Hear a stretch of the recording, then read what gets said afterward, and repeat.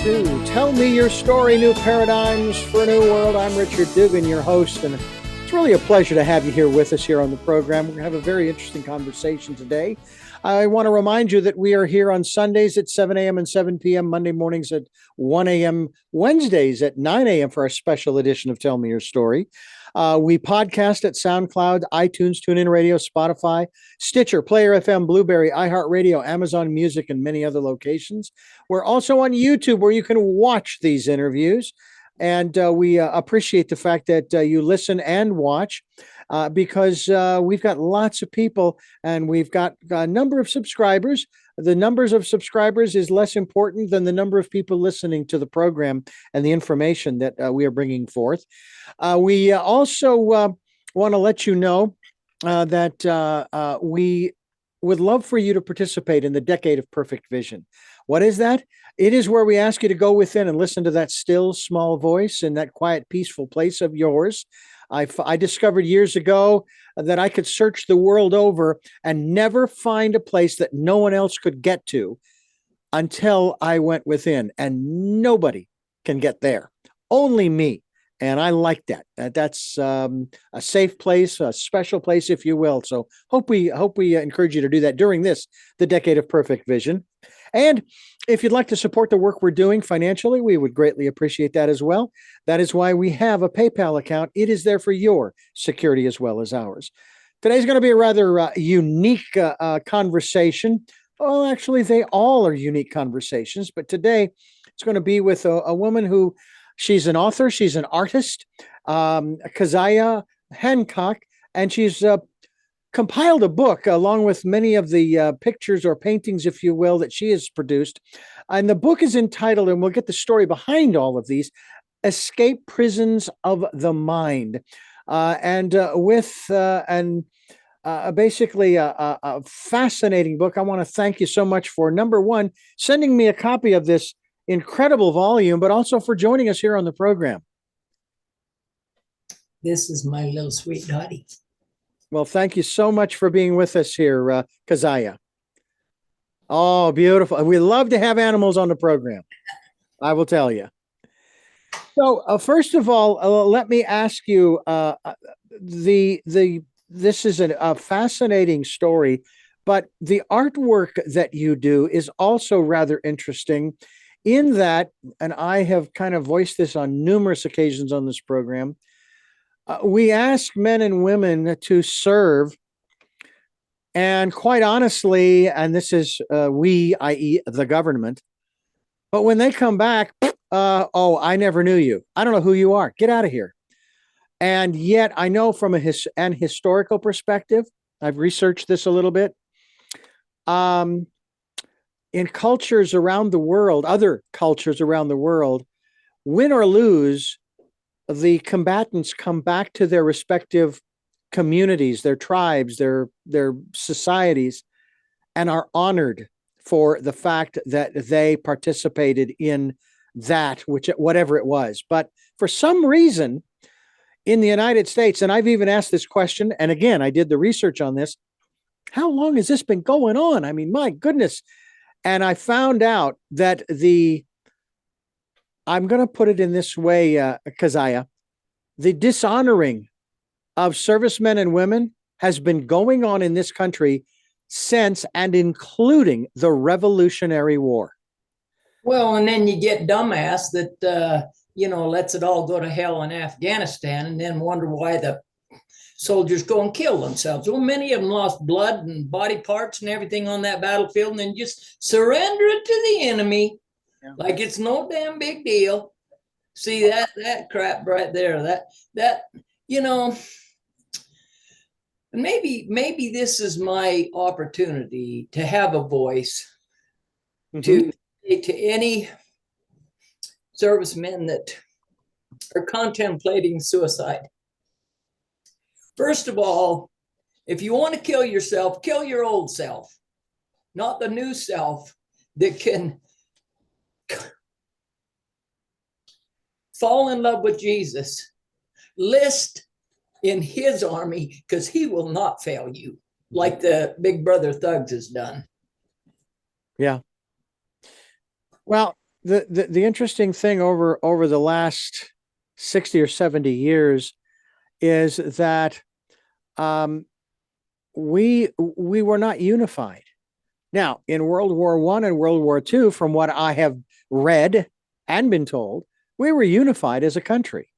Not everybody agreed, of course, but the majority of people were unified behind the efforts.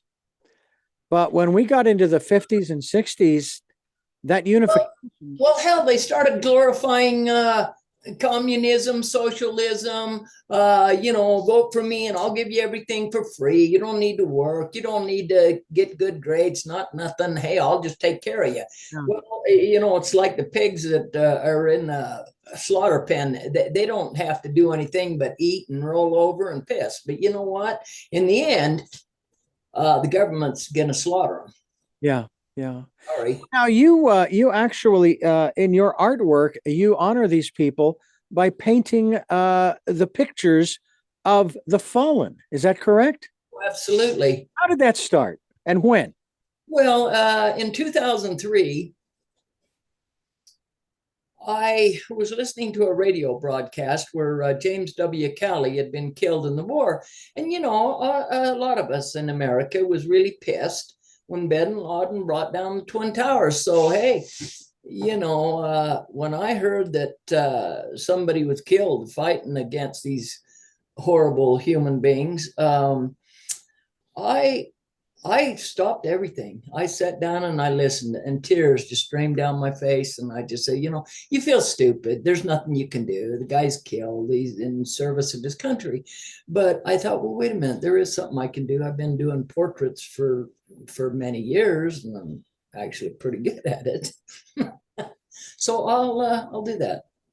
I'll contact the family, and then it wasn't just him, it was others that I would learn about and say, yeah, I'll paint them too. And next thing you know, somebody said, well, you're going to just paint the ones from Utah? And I says, well, I don't think so. Would I care about somebody from Texas or New York or New Jersey or whatever, or Boston any less? He said, because you can't paint all of them. There's been almost 80 killed. I says, I'll paint until I get them all painted or I expire trying. So, well, you're still here. So I'm working on is 2,761. Wow. Yeah, as a police officer that was killed just the other day. He was shot and his dog was shot, and I'm painting the dog too. So, because he's a hero. Yeah, absolutely. When you get the photographs of these people, what's going inside of you in terms of connecting with this person who is no longer with us physically, and in terms of your interpretation, your impression that you then put on the canvas? And that's the thing, I don't just try to paint exactly what I see. If I can, well, first of all, I think about it a lot and go through different color schemes in my mind and all the different skin tones, for goodness sake.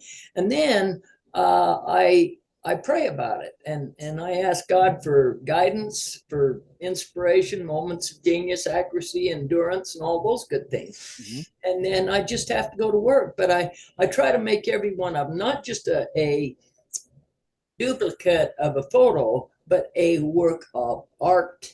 Mm-hmm.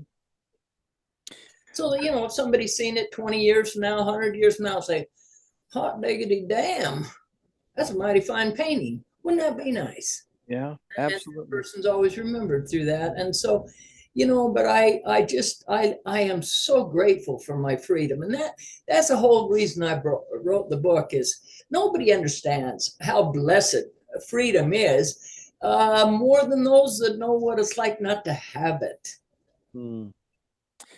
I've even heard it said, now I heard this said of primarily those who were slaves up until the emancipation, that one of the biggest, I say, challenges that they faced was understanding what it meant to be free, because they'd been slaves maybe for generations. And now all of a sudden, oh, I don't have a master anymore. Well, now what do I do? Yeah. And yet at the same time, I know that people who are running from different regimes and governments and countries where you don't have that level, and I guess one of the aspects of it too is, Kaziah, that you and I hold the freedoms that we have near and dear to our hearts. There's no question about it. There are those who come here. They came here, for example, in the late 18 and early 1900s through Ellis Island and so forth. But there are still people who want to come here for the same reason, to escape, as you talk about, like the title of your book, although it's Escape Prisons of the Mind. They want to come here, and yet we're having a real hard problem dealing with the fact that there are so many people who want to come here. They want to start a new life. They want to do all of the great things that the people over the last 150 years have done. Can I throw out my please go ahead between you and me and the gatepost? Here's the thing. Okay, if they want to give the allegiance to the American flag and our Constitution, okay, first of all, and the soft on crime BS, that's got to be done away with. If we're gonna have a screening of everybody that wants to come to America, we need to prosecute those that break windows. Well, of course, I'm totally for executing rapists, murderers, and child molesters. Now, guess what? We got empty cells in prisons. We can put the little thugs and the window breakers and the guys that go in and steal stuff from Walmart and all that crap, which makes the price of everything go up, and then we wonder what the hell's wrong with us. Hey, that's what the Bible says. Send them over to God. When they do those things, guess what? It'll cease happening among you. Well, guess what? I believe that. So if you did that, and then if they stop handing out all these golden carrots of, oh, here's money for rent, here's free hospital care and free food, and instead of whenever we had unemployment, we'd have to show that we was diligently working for a job. This government's gone completely nuts. They're kissing the ass of China. They don't give a rat's ass about Americans, and it has to change. It is not sustainable, my friend, because we can't do it. They're taken from the worker and given to drones and people that are here to they're up to no good. We're talking with Kaziah Hancock. The book is entitled Escape Prisons of the Mind, and you are listening to Tell Me Your Story. I'm Richard Dugan, your host, and it's a pleasure to have Kaziah Hancock here on the program to talk about her artwork. You said that you started painting the portraits of the fallen in 2003. But how long have you been painting as an art form that allows you to do this beautiful, beautiful work? Well, the thing is when I was in the damn wretched mess of prisons of the mind, it was 18 years of dictatorship, and all my paints was thrown in the garbage. I was told it was a big damn waste of time.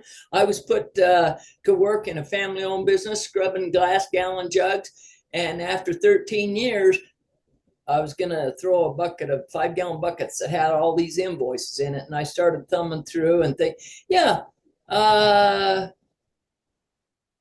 750,000 approximate bottles washed. Think of all that energy that I could have used in creating fantastic pieces of art. However, I have to say, I don't know that I would be that passionate about honoring our service people unless I had been through hell, because for 18 years it was hard to describe. And where was this again? In Utah. Utah. Let's talk a little bit about that, because that's really where this story really begins in terms of how you and I connected. And I have seen a number of documentaries on various aspects from Utah. And folks, what we are going to be talking about has to do with how do I put this, shall we say delicately, but we're talking about the misuse and or abuse of women within the confines of, and if I'm correct, please, if I'm not correct, please correct me, within the confines of the religion known as the Church of Jesus Christ of Latter-day Saints, or the Mormons, under the policy or principle, if you will, of polygamy. Well, here's the thing. Joseph Smith, the founder, he was the one that set up a polygamy, and he introduced what was called the 132nd section into their Doctrine and Covenants, one of their books that they used to preach Mormonism. But they've long since abandoned it. But then there's the old dyed-in-the-wool Mormon polygamist leaders that say, oh no, they apostatized from Joseph Smith. That's the way they spin it. And and truly they have abandoned a lot of things. Joseph Smith would never allow blacks to become members of the church. Oh, that's a big damn deal. See, they don't, that's all. Nobody wants to know. And if they don't want to know, guess what? They won't know. Ask somebody, how many wives did Joseph Smith have? Well, I don't know. There you go. And I don't want to know. Mm-hmm. So that's the thing. So, and who gives a rat's rear? Okay. My whole purpose for writing the book is to show just how easy a person can manipulate scriptures, even scriptures out of the Bible. Mm-hmm. And claim that God gives them authority to molest little children. See, I just want to kill somebody right about then. You know what I'd like to see? I'd like to see some shows, movies of vigilantes that find out what child molesters are up to, and man, they just figure out a way. And the cops don't stop them because the place is getting safer for all the children. And anyway, that's my gut instinct. It's horrible. Well, tell me, if you would please, how you transformed that life that, if I'm correct, you were born into the beautiful works of art that you put out today, because the art that you could be putting out could all be rooted in a lot of, and again, I hear the words that you're using too, but it could all be rooted in a lot of anger and revenge and madness over the whole thing. But it seems to me like you've taken and you've stepped away, so to speak, not so much away from it, but you went through it. And now you're on the other side of it, creating these beautiful works of art.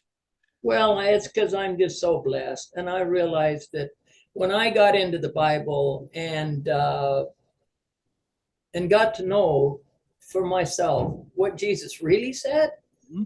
And it's all about falling in love with Jesus all over again, who, by the way, is the greatest giver next to God that the world has ever known, and the gift that he gave on the cross for us, so us stupid ass people could be forgiven. I mean, it is, well, I owe him everything, and I enlist. All I want to do is be a soldier in God's army and follow my commander, Jesus. And I don't know any other way to serve him than to do things for others that, okay, it says more blessed to give than to receive. Do for those that can never return the favor. Look out for the widows and the orphans. Okey-dokey. Well, it happens to be my specialty, so you know what, my friend, I'll just keep on cranking, doing what I can to honor the honorable, to serve the few who have served the many. And it just breaks my heart how many of them feel so unloved and so unappreciated that they'll go kill themselves, because they ought not to do that. Just the fact that they were among the 1% willing to step out and risk their life and limb for others says they're a damn fine special person. Mm-hmm. Indeed, indeed. What were you painting before you started painting these portraits in 2003? Well, after 9/11 hit, the whole world stopped, and well, especially America, we stopped. Thought, what the hell? We don't know how much longer we got. Man, do we have a few more months, a few more years before? I mean, when people hate us so bad, they will kill themselves just to take out as many of us as they can. That kind of puts everybody at risk right there. So I just thought, well, okay, what are you going to paint? What do you want to leave that you would put your heart into it? And I thought, okay, in my years of hard labor, what I mean is washing bottles, and then I converted into, I learned how to weld and made equipment to be able to recondition 55-gallon metal barrels. I'm a damn fine welder, by the way. You'd be impressed. But it took me years to figure it out, so maybe not that great. You're self-taught welder? Well, I had other welders that were professionals show me how, and outside of that, I just had to, keep learning it, and no formal training, but trial and error kind of do it for you, But so anyway. Well, Kaziah Hancock is my guest. The book that we're talking about throughout the program is Escape Prisons of the Mind.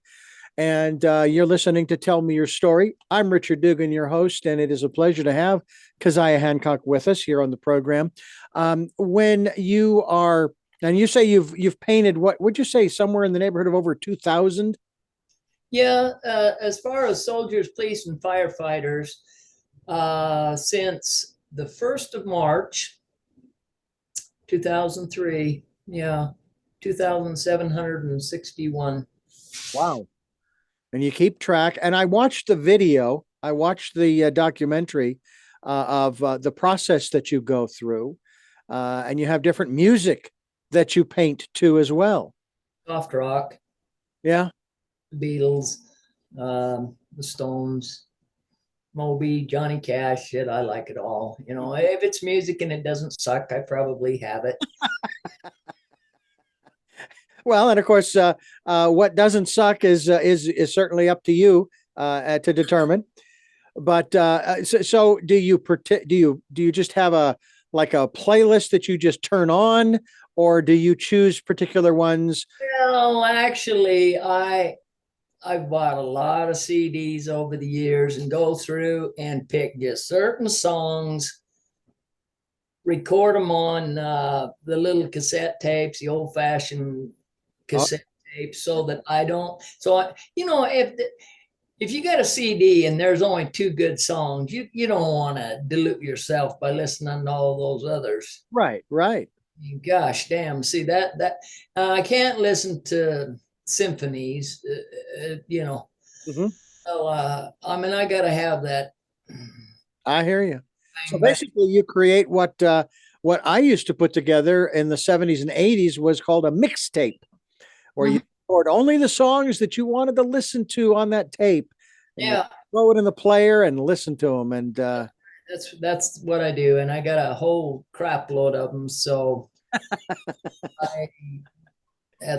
that's my entertainment. That's in the background. Well, yeah, because to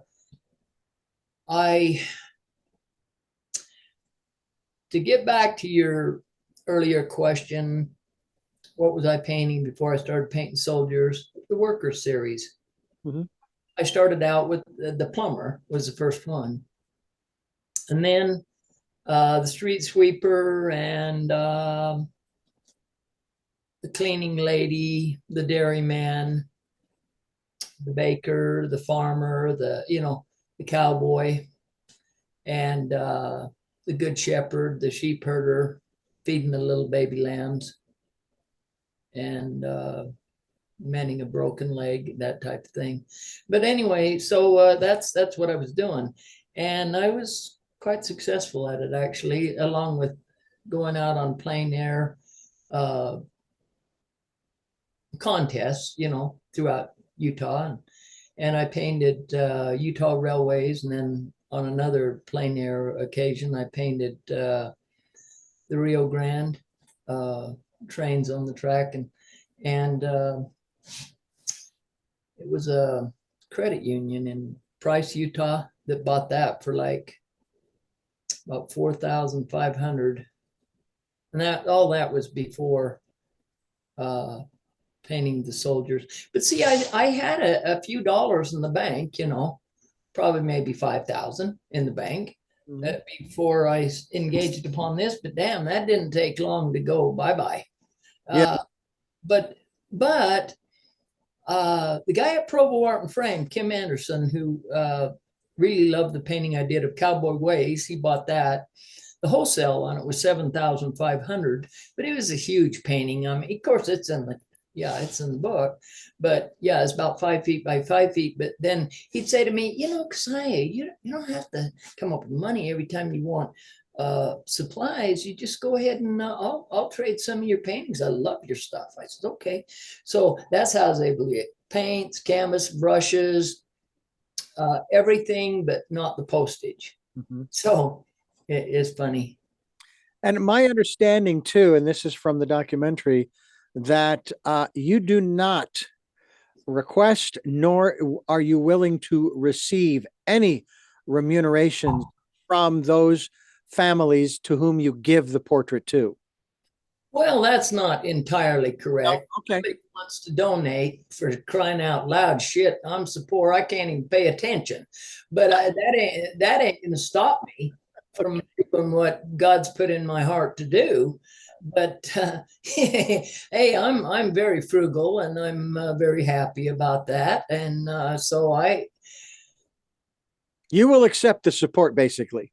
I will, but I don't expect it, and I certainly don't ask for it. You don't do it for that reason.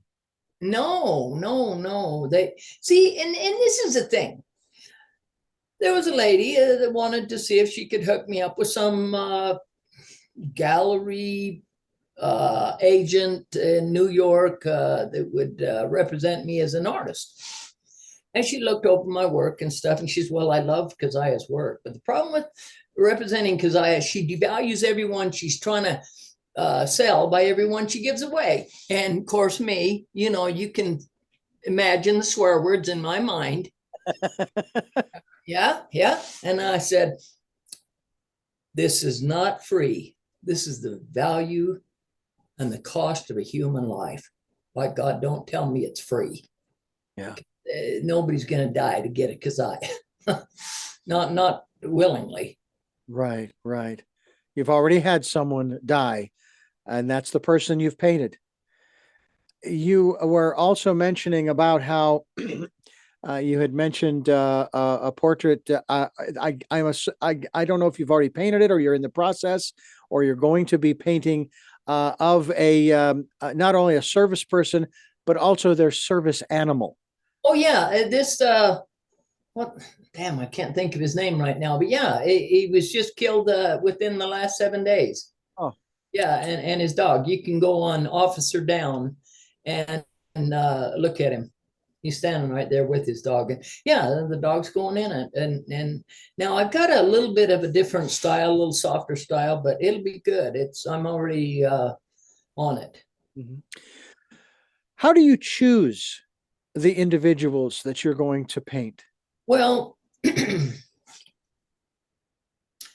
okay, let's say I'm on this Officer Down website, and there's a bunch of them. Well, I'm going to find the ones that are young enough. They've still got children at home. Now if they're my age, might paint them, might not. Okay. The ones that have a wife and children, mainly children at home, that's going to move up that priority. And if I can paint some of the others and have a little time and maybe a few donations come in to cover the materials, some of those will get done too. So, but I'm always thinking, I'm always working, I'm always praying, and I'm always asking God for guidance. And I owe him. I owe God everything. People have no concept of what the hell it's like to be under a dictatorship. You don't control your own time. You can't contact people. You can't leave. They're watching you all the time, and they control what you eat, where you work, what you wear, what you do on Sunday, where you go, and a hell of a lot of hollering and preaching and sex abuse and shit along with it. I feel real good about myself, Richard. I lived through 18 years of hell, and I got out of it without killing anybody. Well, that's a good thing. That's a damn fine thing. Absolutely. Absolutely. We're talking with Kaziah Hancock, and we're talking about the work that she has put forth for you through this book, Escape Prisons of the Mind, here on Tell Me Your Story. I'm Richard Dugan, your host, and you have at the front of the book an interesting section. It's not actually one of the chapters. It's prior to that. You have a disclaimer here for religious and historical clarification. Can you clarify that for us? Somebody else wrote that. Right. The hell's in it, but I read it briefly, and this is fine. They just don't want it to be that these crazy radical polygamous groups that believe in not only total obedience and consecration. You hand over what you got, and if you don't like what we say, they'll even there's blood atonement in some of them. Yeah. Like, see, when I was escaping this wretched mess, Ervil LeBaron, which I always referred to as Evil LeBaron, had already not only committed murders, but had authorized for other people to commit murders in his name, because he was in prison, and then also the Lafferty brothers and their crazy ass ways of killing a woman and her baby because she refused to obey him. So the book is very real. It's not fiction. If a person want to buy a book for $5 and it's some fantasy land like Harry Potter, fine, go for it. But this is a freaking real story. How long did it take you to put this together? I actually put the real names in it too. There's only a couple of names that are not the authentic names, so that anybody that lives in the area, they know who the hell they are. But most of them are dead, so I don't give a rat's rear. Hell, I won't be too long for this world probably anyway, but I've tried to expose these sons of bitches and child molesters for what the hell they are, and hopefully get them less business. But it's very appealing, that doctrine a guy can be a god, and he's going to have all these wives and concubines and occupy worlds without end. Some man, look, a normal, intelligent man that has some humility about himself would say, that stinks. When Jesus was asked about gods, what did he say? Gods? I know of only one. Mm-hmm. Yeah. When did you decide to write your story down? Well, it was the first, when I escaped this wretched mess, it was May 14th, 1982. And there would be people that were part of the group and stuff. They'd start asking me things, and I'd start trying to answer them. And they'd look at me like, what? What did you say? And I just thought, the old guy told me, if you ever try to repeat what goes on in this house, they'll just think you're nuts. And I was seeing that. So I thought, you know what? I either have to take the time and tell the whole damn story or shut the hell up, because people will think I'm nuts. Mm-hmm. I laid it out and could show the exactly how it happened. And then it was, in fact, it was a kind of a compliment to me that there was, I think this was like around in 1990. So the book had been out, the first book was published in 1987, just Prisons of the Mind. But here's the thing, it left off where the court case where the guy tried to sue me for sport and he failed, it left off there.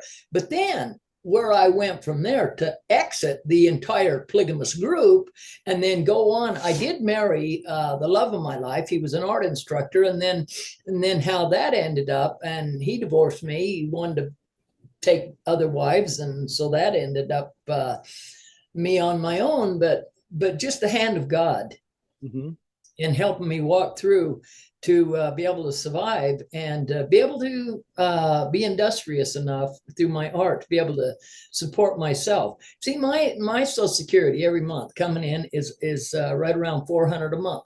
Well, that's the only steady income I have. And you know what? I don't bitch about it. I don't cry. I don't feel sorry for myself. Oh, bull. You know what? God's given me a brain. He's given me guts. And I'll just go out and earn what I need to take care of my babies and feed my little Dottie darling, the finest cat food that I can afford. You know.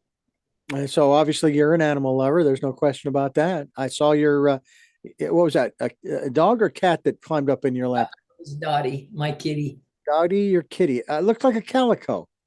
Oh, she is. Yeah. Pretty green eyes. Yeah. We had one when I was a kid growing up. Yeah. Beautiful. And that was her name too, by the way. Oh, yes. Maybe it's because we couldn't think of anything else. Well, no, Dottie was given that name because if you look at her right here, this part of her nose is solid black. It's like a big black dot. Yeah, we have a cat like that, a tuxedo kitty named Tess. She has same kind of nose, a black nose. It's very cute. We're talking with Kaziah Hancock and the work that she is making available. What there's a website that people can go to find out more about what you have available. Where would you send folks to find out more? theartofkaziah.com. All right. Theartofkaziah.com will be linked to that website so people can find out more about the work that you are doing.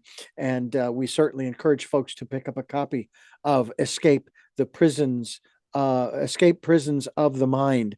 How did you come up with that title? Because I remember a passage from one of the epistles. Basically, I can't remember if it was Peter or Paul who said this. Do not fear the one who can destroy the body, but who can destroy the soul. Absolutely. And when I worked for a Christian station back in the 80s and early 90s, it was one of those phrases. This was one of those phrases that they would quite often use, especially on at the beginning or in the middle of the prayer programs that they were doing, where people would call in for prayer. And if you're in the prison of your own mind, yeah, exactly right. Well, I thought of different names, and I just said, "There's no way that there's a better title," and nobody had it. So, okay, and then this. Seeing how I already had that with the Library of Congress, I just put escape because then I was really out of it. Mm-hmm. Yeah. Well, it's an extraordinary, not only a story, very extraordinary story, which people can get a copy of the book and read. But you also have included some of the. I'm trying to look here and see. I know on the cover you have some of the pictures, but you also have in the back of the book as well some of the artwork, some of the artwork that you have done as well. Not just people, but also you've got some, we'll call it nature, if you will. And of course, they have different names. It's beautiful, beautiful work. It's certainly, I think I like this one here with the officer. Let's see here. Joe Kenda, if I can read it correctly. Yeah, Joe Kenda, Lieutenant Joe Kenda. He has that show on the Investigative Discovery Channel and called Lieutenant Joe Kenda's Homicide Hunter. And he's one of my favorite, police officers. And so I think it was from my 2,600th. Mm-hmm. I wanted to, and then 2,700th, I think I did Rush Limbaugh. Mm-hmm. Yeah, I'm looking at that. This was the picture. This is a picture that really intrigues me. That is entitled "Wired for Genesis." Steve Jobs. Genius. Did I spell it Genesis? Because it's supposed to be I beg your genius. pardon. No. You got it right. I read it wrong. Ah, that's right. Wired for Genius. My apologies. Listen, I could have put Genesis there. Tell me the impetus for that one, because that's rather fascinating. Well,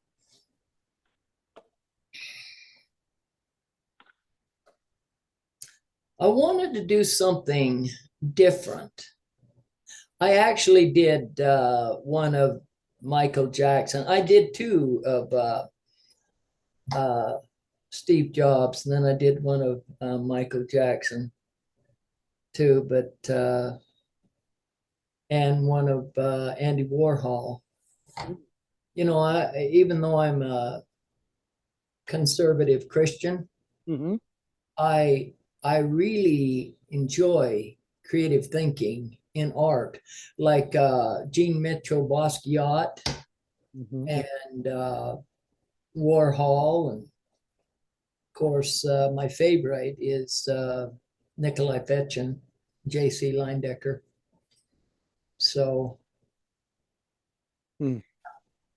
You have some of your worker art in here as well, the street sweeper, the good shepherd, the coal miner, and so forth. And your style gives them sort of a rough texture to them from the standpoint that they've been working hard all their lives. Oh yeah. You know?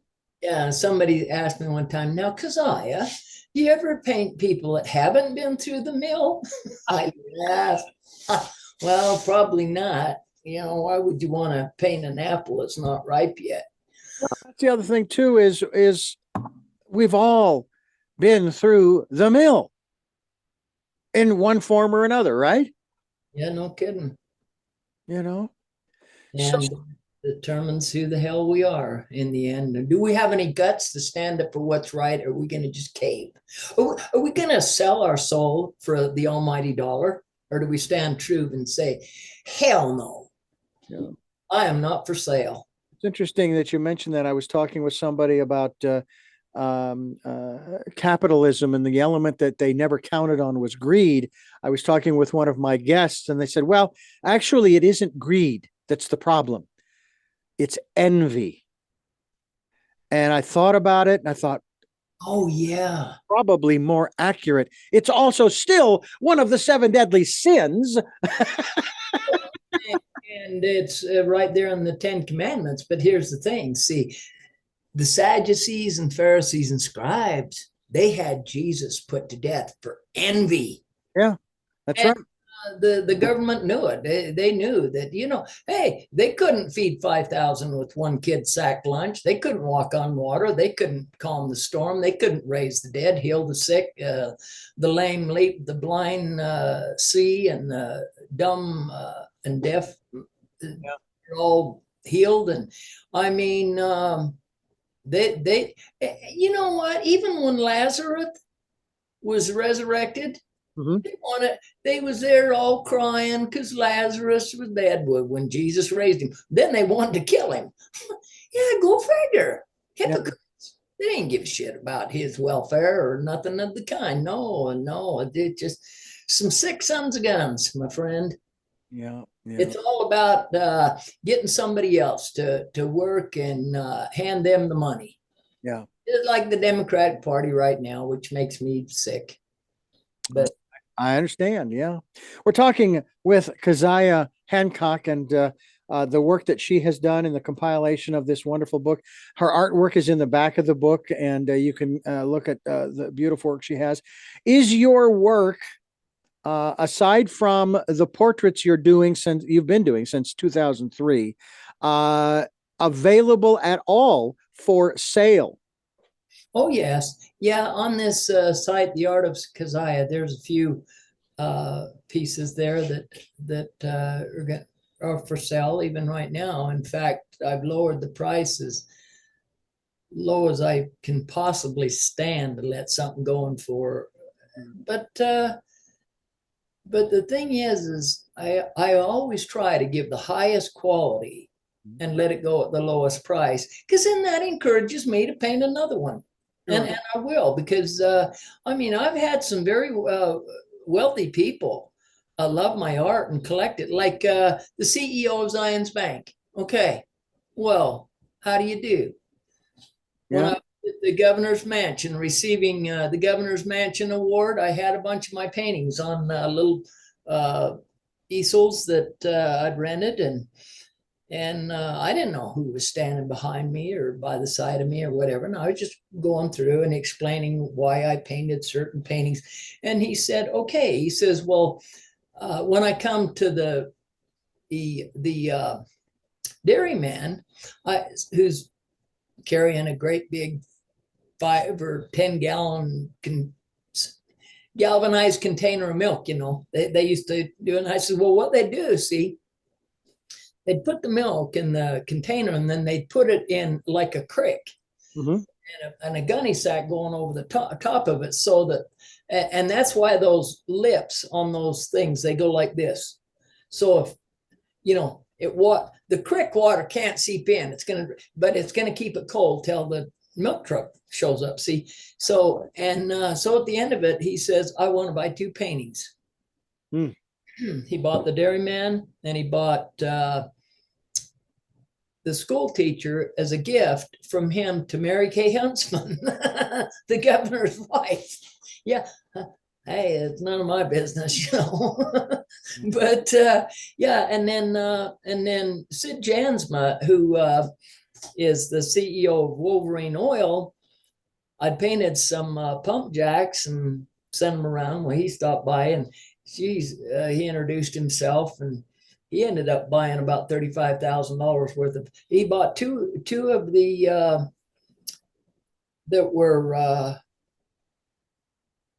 in the worker series, and then different landscapes, basically, but it was nice, And then when Greenbaum, the guy that was funding Project Compassion for a while, was he bought Grandpa Santa, he bought the baker, and he bought the farmer, the one with holding the pitchfork. Yeah. So and each one of those for 10,000 each. Wow. Yeah, and Scott Anderson, the CEO of Zions Bank, for the dairyman and the teacher, those were 10,000 each. But see, this was an amazing thing, because I mean, my prices were for that size of painting like about $3,000. Okay. But here's the thing with the worker series, I realized nobody's going to come along and buy this beautiful set. No, they're going to cherry pick. They're going to just take the ones that are universally accepted, that anybody could enjoy having in their front room or whatever, or kitchen. And the rest are going to get, whoa, I have to. So when I was asked, I said $10,000. He said, fine. And so it just stayed there. But what it did, my friend, listen, it allowed me to buy a home for my sister. There you go. Yeah, because that was, well, God did it. God put it all together, but he used me and my hands and talent to help bring it about. And it just makes me happy to do something beautiful like that for somebody that I care about. Yeah.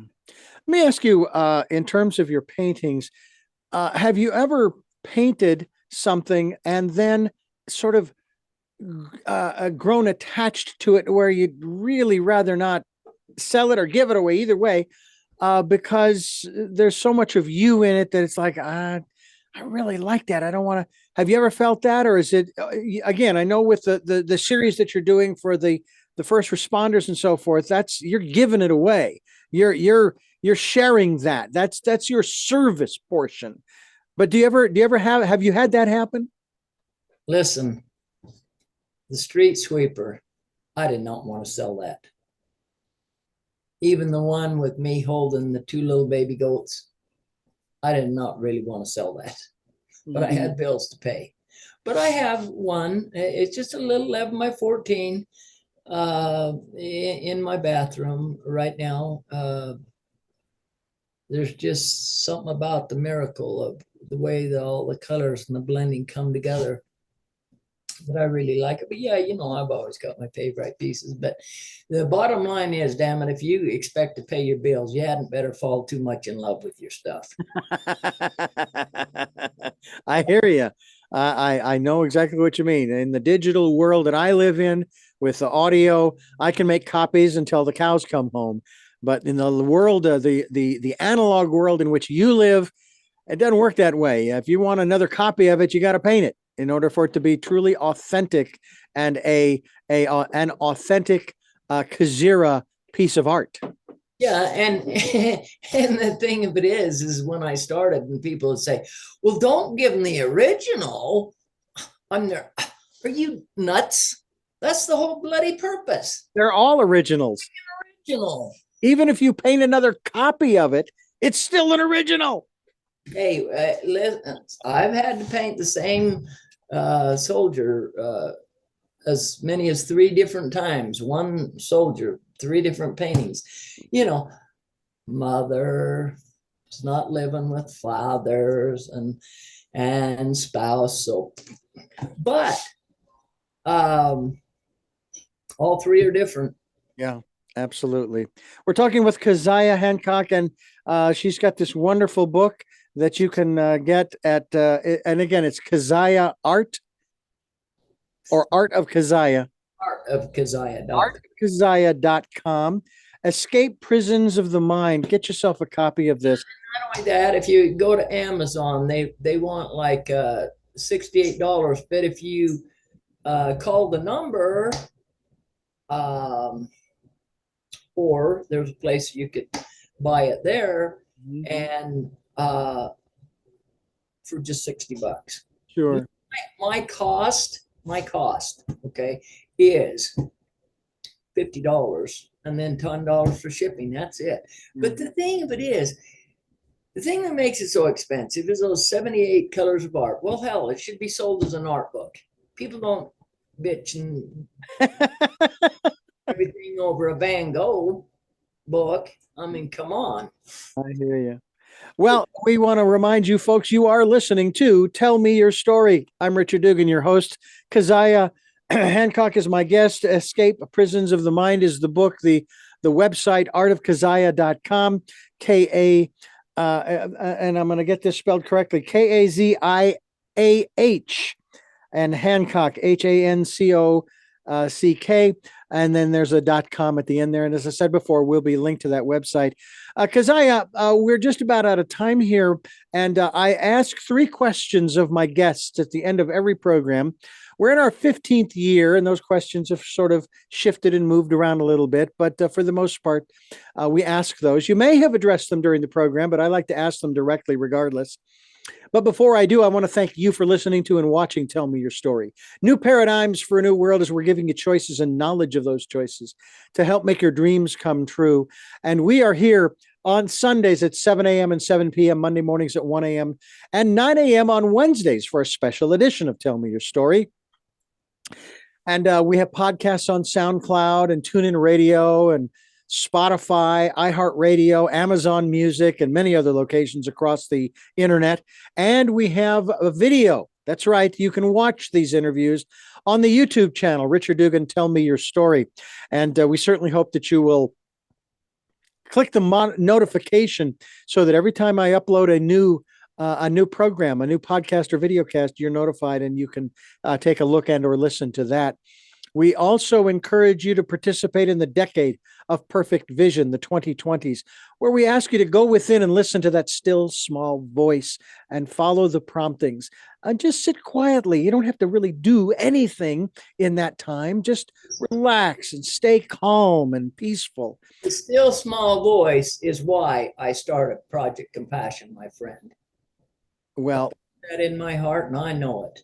Absolutely. Absolutely. By the way, if you'd like to support the work we're doing, folks, we have a PayPal account. It is there for your security as well as ours. And we thank you for those who have helped in the last 4 or 5 years and those who will help in the future. And with all of that said, we now go to our final 3 questions for our special guest here on the program. And the question first is, who is Kaziah May Hancock? I am an artist, but before that, I am a patriot. But before that, I am a Christian. Before that, I am a believer in the holy words that Jesus spoke, and I am committed. He bought me with his blood, and I'm glad to be purchased. What is your life's purpose? To try to be a blessing with what God has blessed me with to as many people as I possibly can before I expire. And that includes, hey, not just a painting, encouragement, a kind word, a smile, a truth. Yeah, that's who I am. And finally, what was your best day?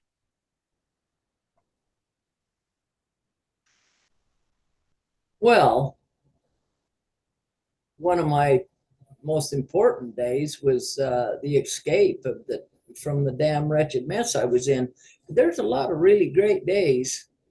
And, once in a while when an artist comes on with, they keep trying an experiment to try different styles. And then all of a sudden it comes in sync. And it's like, see, well, I used to paint with a palette knife for about 4 years. And then I switched from a palette knife to a square, small brush, but I kept a lot of paints on my palette that I'd mixed over 100 colors, and I'd put this huge palette in the tub downstairs so I could keep it from drying out, lift up some and put it exactly where it goes to create that style. But when I perfected that, I'm telling you, it was like the angels in heaven. I could hear the choir singing, she's got it, by God, she's finally got it.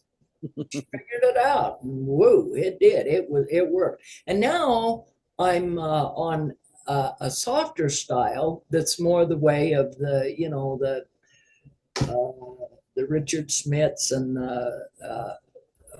Everett Kinsler, Raymond Everett Kinsler, those artists. But of course, Kinsler is deceased now, and it's too bad. He was so fantastic. He painted several presidents, But anyway, just wonderful work, and he painted a lot of the movie stars. But so I'm more leaning to that now. It's a softer style, but I'm telling you, it. Here again, I just feel like angels singing and saying, "This kid, she's figuring it out." 40 years of painting and I'm still learning, my friend. Yeah, and to know that I've been forgiven. That's one of the, when I was reading the Bible and read how Jesus forgave the harlot. Listen, I'd went to hell. I'd slept with the devil, and by God, when I escaped, every day I felt cleaner. It's like living in a situation that is so filthy to you. It's like taking sewer water. Mm-hmm. And coating it on somebody every day, with the degradation that I had to endure. And when I no longer had to endure that, it was like every day, it was just like a little bit more of this filth was washing off. And to where, months later, man, I just felt like I was so light, I was so bright, I could shine. Well, keep shining, if you would, please. And we thank you for giving us so much time here on the program to talk about your work and escape prisons of the mind, and your website again, artofkaziah.com. Thank you so much for being with us. All right, you betcha. And I thank you for listening to and watching Tell Me Your Story, New Paradigms for a New World, as we're giving you choices and knowledge of those choices to help make your dreams come true. And until our next broadcast, podcast, videocast, love to Lal, and Jeanette, I am still listening.